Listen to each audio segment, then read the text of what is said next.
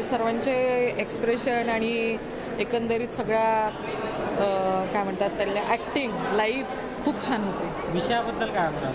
विषय तर एकदम सुंदर, फारच सुंदर विषय, सपखल मांडणी आणि एक छोटंसं कथानक किती परिणामकारक आपणे लेखकांनी आणि दिग्दर्शकांनी सादर केलं आणि त्यातली जी पात्रं आहेत, विशेषतः सयाजी शिंदे साहेब आणि त्यांच्या दोन्ही त्या साथी कलाकार जोशी मॅडम आणि इतर, फारच सुंदर, अप्रतिम.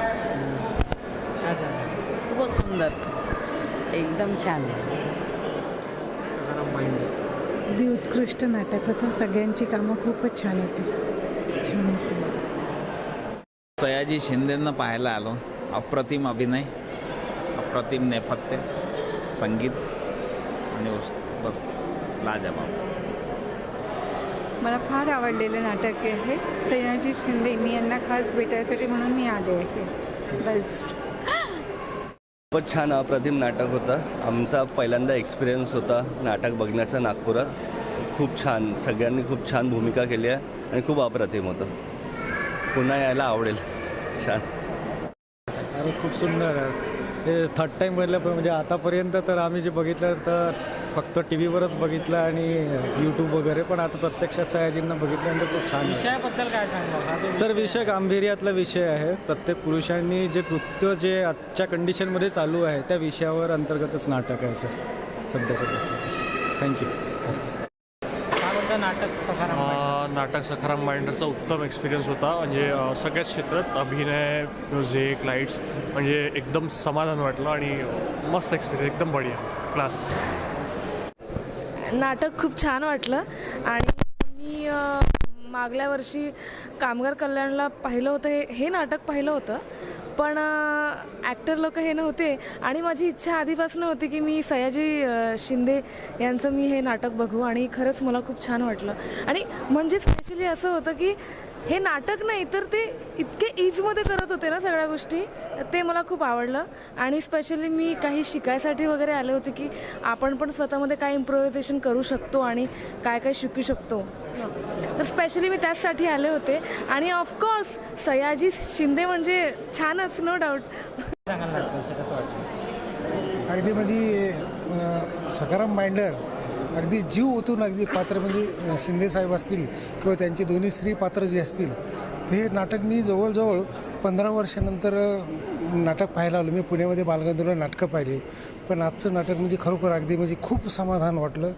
आणि प्रत्येक माणसाने संकटाशी तोंड दिलं पाहिजे. जीवनाची प्रसंग आहे, सत्य परिस्थिती येऊन पाहिली पाहिजे. आपण ज्यांनी काही आयोजन केलं नाटकांचं, अगदी त्यांना धन्यवाद देतो आणि खूप दिवसातून पाहायला भेटलं. आणि विषयाबद्दल काय सांगाल? खूप गांभीर्याचा विषय असतो.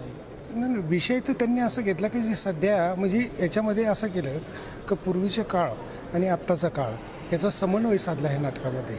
आणि आत्ता ह्या कलेमध्ये नाटकामध्ये उतरणं फारसं लोकांना हे वाटत नाही, कमी सगळे.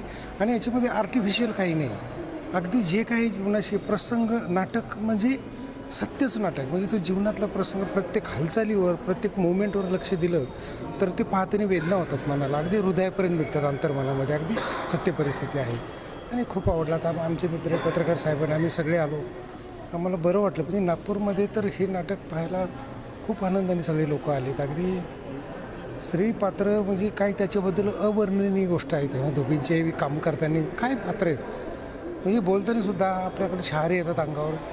का पूर्वीच्या काळामध्ये चूल मूल ह्या सगळ्या गोष्टी, स्त्री परंपरा वगैरे, हे आता बदल झाला आहे, खूप खूप बदल झाला. मग त्यातून आपण तो आता त्याच्यामधून आपण इतिहास घेतला पाहिजे, तो आदर्श घेतला पाहिजे आणि भविष्यकाळाकडे चाललं पाहिजे. परंतु स्त्री ही पुरुषाच्या बरोबर आहे हे निश्चितच आहे. आपण त्यातून कसा मेळ लावायचा आणि कसं आपण त्यातून काढायचं हे फार महत्त्वाचं केस काढताना. परंतु नाटक उत्कृष्ट आणि जिवंत, अगदी जिवंतपणा त्या नाटकामध्ये आहे. असं सखाराम माइंडर हे नाटक बघितलं मी. अभिजित झुंजारराव यांनी दिग्दर्शित केलेलं आणि विजय तेंडुलकर यांचं लिखित हे नाटक होतं. आणि आम्ही सतत नाटक करत असतो, पण त्याच्यातनं हेच शिकायला मिळालं की जसं कॅरेक्टरायझेशन राहतं, ठहराव असतो एक कॅरेक्टरमध्ये, आणि ज्या प्रकारे स्टोरी बिल्टअप होते आणि तो प्रोफेशनलपणा हे आम्हाला शिकायला भेटलं. आणि हीच गोष्ट त्या नाटकातली आहे की ज्या प्रकारे कॅरेक्टरायझेशन, ठहराव आणि ॲक्टिंग, तर ते खूप छान वाटलं या नाटकात. थँक्यू. विषयाबद्दल काय सांगाल?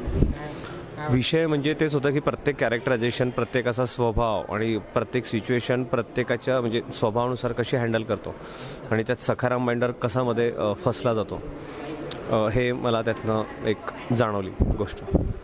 येस. खूप छान अप्रतिम असं नाटक होतं. सयाजी शिंदेचा इवन दाऊदचा रोलसुद्धा खूप सुंदर होता.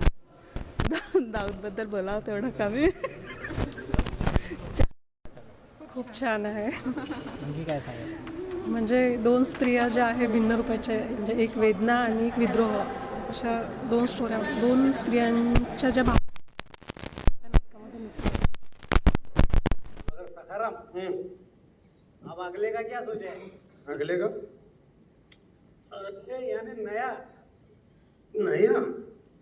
नया पंछी कब लाने वाला है? तशी 2 दिवसापासून एक वर्दी आली आहे का? आज सखाराम बाइंडर पाहण्याचा योग आला. बरेचदा आपण नाटक वाचलेलं आहे, ते याच्या आधी अनुभवला, पण ते आज अनुभवण्याचा जो नाट्यानुभव आला तो खूप, म्हणजे मला सांगताही येत नाही. प्रेक्षक म्हणून मी खूप छान नाटक एन्जॉय केलं.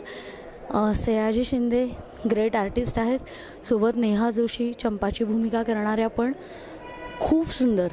तेंडुलकरांचं हे नाटक आपल्या सगळ्यांना माहिती आहे, पण आज त्याचा नाट्यानुभव घेताना, ती प्रस्तुती पाहताना मला वाटते प्रत्येकच रसिकांनी एक वेगळा अनुभव घेतला. म्हणजे परत एकदा हे नाटक मला वेगळं कळलं आणि दिग्दर्शन, नेपथ्य सगळंच मस्त नाटक होतं. खूप वर्षापासून या नाटकाबद्दल ऐकत होतो की सखाराम बाइंडर कसा प्रयोग आहे. खूप म्हणजे निळू फुलेपासून जे रिव्ह्यू ऐकलेले आहे या नाटकाचे, पण आज प्रत्यक्षात बघायला मिळालं, त्याबद्दल खूप छान वाटत आहे.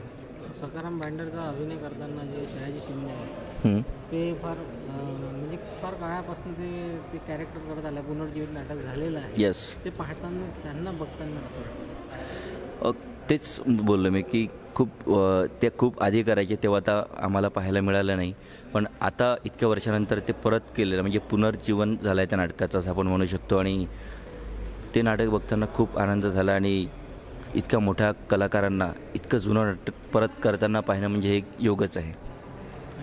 थँक्यू.